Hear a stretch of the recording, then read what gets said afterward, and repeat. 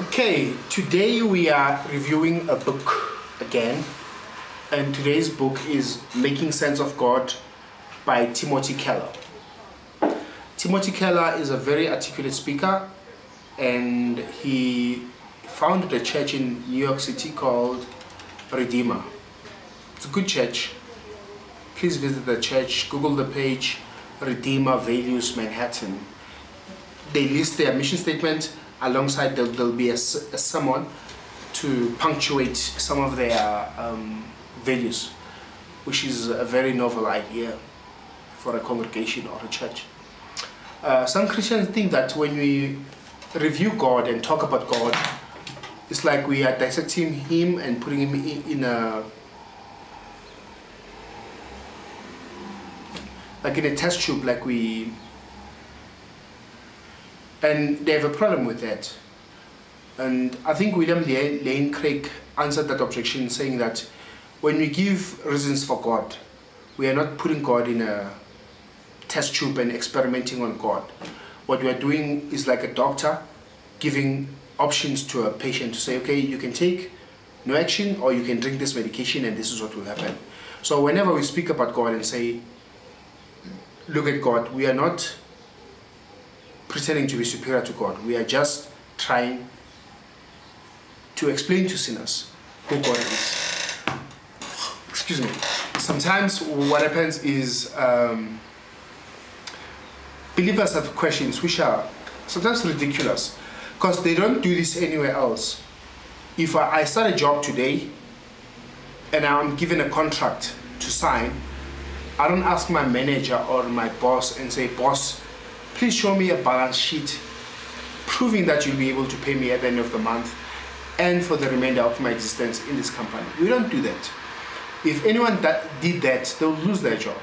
But when it comes to God, we don't believe until we have proof. And this is the only thing we do with religion. When it comes to marriage, we don't do that. We don't have evidence that our spouse won't dump us for other people, but we commit. When it comes to religion, we don't commit, we want facts. Which is a bit of a double standard on our part. But moving on. Making Sense of God is a very difficult book. I sometimes felt like I was in the middle of a lane, of a maze, where I didn't know back and forward. I didn't know which direction to go. I felt lost. And I believe that, this is a very difficult book. But if you can read chapter 1 and 2, I don't think you need the rest of the book. I really don't. But if you want to, the rest of the book is dedicated to, okay, chapter 1 is about, is religion going away? And Timothy Keller makes a case why religion is here to stay and why it's even growing. And number 2, he explains why religion is not based on faith and why secularism or materialism is not based on evidence. They claim that evolution, they claim that secularism is based on evidence, but Timothy Keller proves that is not the case, and it's quite interesting. And then in part 2 of the book, he talks about suffering, justice, hope, satisfaction, identity, and morality. And he explains that the only system that best explains all our human values is Christianity or religion. Secularism has little to offer in terms of values.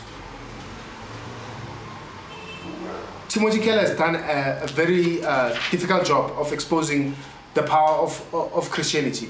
This book is quite thick and long and difficult. It's one that one keeps for referencing.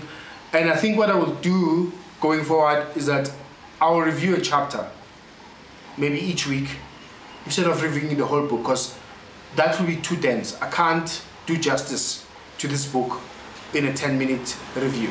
It's better to look at one chapter, look at meaning, look at satisfaction, and look at freedom, and see how the Christian worldview is the best explanation for all of these books. And then the last chapter, he talks about why Christianity makes sense, because we have a lot of religions, we have a lot of belief system, But Timothy Keller drives home why Christianity is superior to all these other systems. And then in this other book, he explains why Christianity should be considered among the other religions. What I liked about Timothy Keller was that he was ready to look at authors like N.T. Wright. N.T. Wright is not respected among Reformed circles. And I know why. That's because he rejects the 5 points of Calvinism. He doesn't believe in election.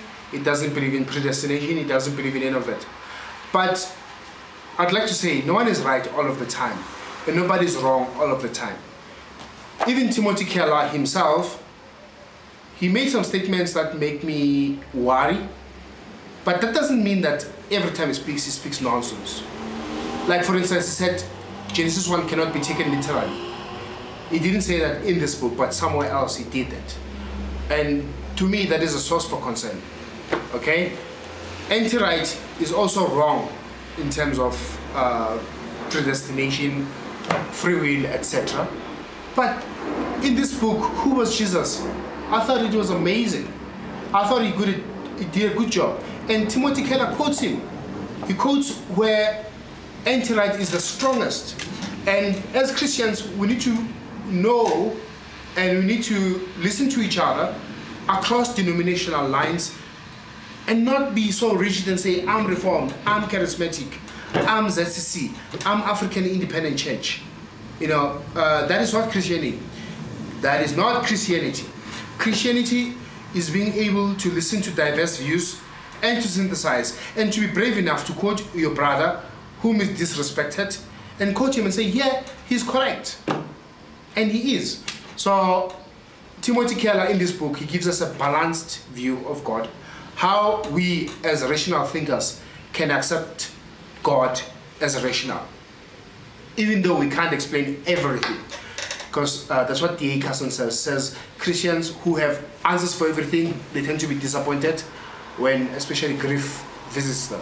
So there are no answers, but there is a case to be made for Christianity and for God. So if you're a skeptic, you don't believe in God, please read this book. And then I think even though you still have questions after this book, but at least you'll be able to say Christianity does offer some, there is a case to be made for Christianity. Thank you for watching and tuning in. I'll try and post another video within a week or so. Thanks. Bye.